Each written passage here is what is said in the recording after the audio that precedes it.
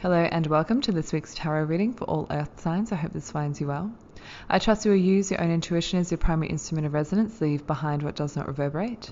Tarot does not tell the future. The only thing that determines your future is how you react, reflect, and respond to the messages herein.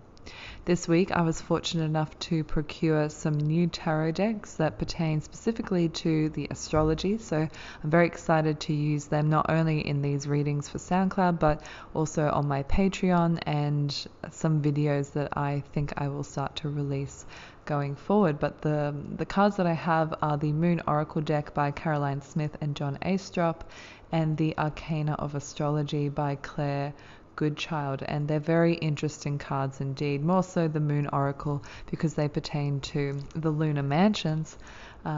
Although they are not entirely accurate, I have had to synthesize some of my knowledge with the cards and come up with my own interpretations because of the inaccuracies there, but I digress. They're still usable for divination purposes and they have their own messages in them. So yeah, I'm very excited to bring these to you and to use them for your reading. And you have the gibbous waxing fire moon and the full moon in earth. So as an earth sign, you can really appreciate the lustrous nature of the full moon being in Taurus, Virgo, or Capricorn here. And the next full moon in an earth sign inside real astrology will happen in August of 2022.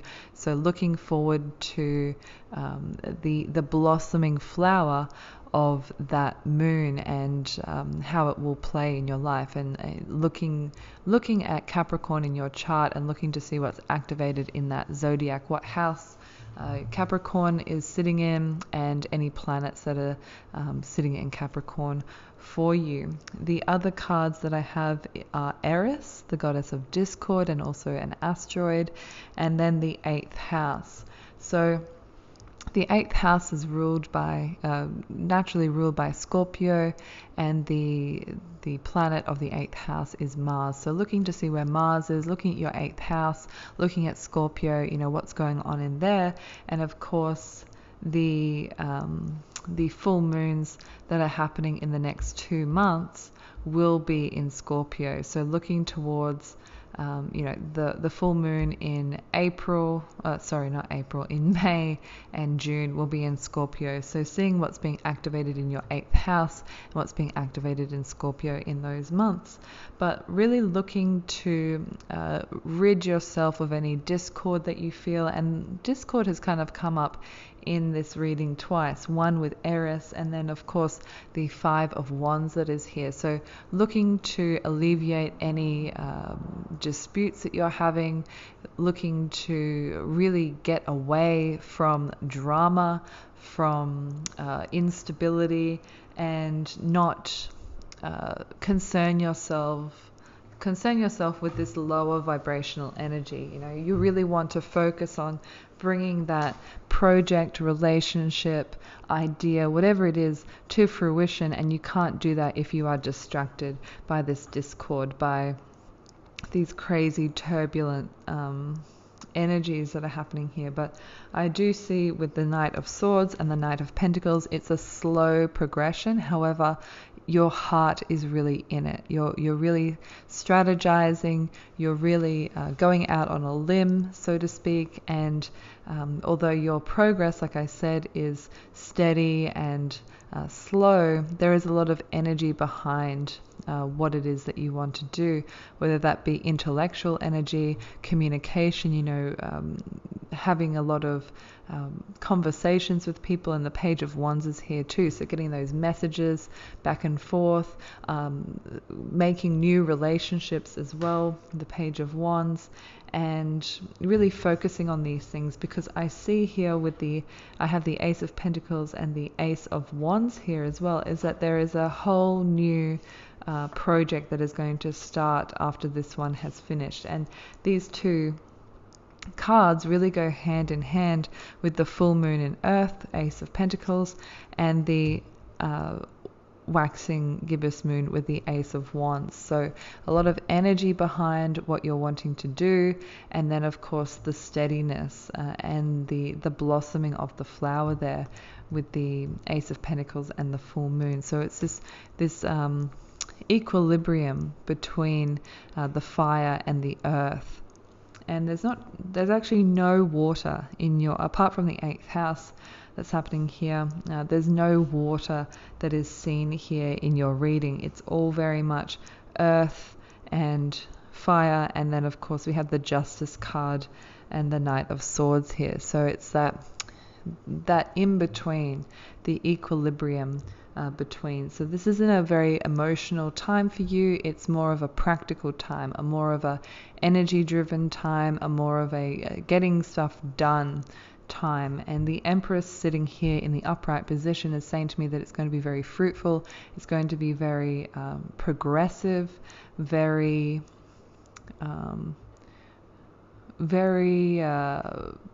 abundant. We have all that wheat there, and the Justice card, is also ruled by Venus as well, the 7th house. So making partnerships, making deals, having business deals. The 7th house is the house of business partnerships as well, that lead to something more, that lead to the next iteration of a legacy of sorts. So Venus is very much in this reading, giving you that passion and that drive, that desire, and then also the fruits of what you want to achieve. But again, looking away from discord, looking away from Eris energy. Anybody who seeks to disrupt what you want to do because maybe their feelings have been hurt. Again, thinking just about the mythology of Eris, Aphrodite was having a dinner party and she didn't invite Eris, and Eris got all over emotional and crazy about it, and then started unleashing all this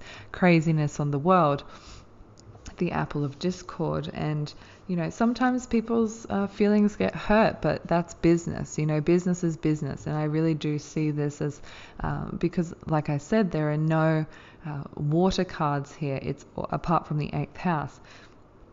There's no emotions that are really happening here, and anybody who displays over emotionality or an excess of this turbulent energy, I'm just getting like a picture of a washing machine here, someone who just really wants to disrupt and cause a little bit of erosion to the project. You really need to dismiss them or not pay any attention to them, even though their actions afterwards from being rejected or ostracized or whatever it is. And I'm not saying being a dick about it. I'm just saying that person needs to be talked to and put in their place and told about professionalism. And if this is you, if you're finding yourself to be over emotional, or you're wanting to disrupt somebody else's project, you need to pull your head in and really get on with the job and not make it all about you. Because if you make it all about you, you're going to lose sight of the bigger picture. You're seeing the trees for the forest when you should be seeing the forest for the trees. What's the long-term goal here with the Knight of Pentacles? And once this has been completed, once this project or this relationship or whatever it is has been completed, it allows you to open back up for business in a different way with those two aces here, the Ace of Wands and the Ace of Pentacles. That project has been finished, and now we can do something new. We can do something your way. We can do something different to what we have done in the past. So right now, this thing needs to be focused on and done properly and finished to the end, and not deviated in any way for personal gain or personal motivations. It's a team effort, and at the end of the day, the goal is whatever the goal is. It's not a personal kind of thing, if you get what I'm saying.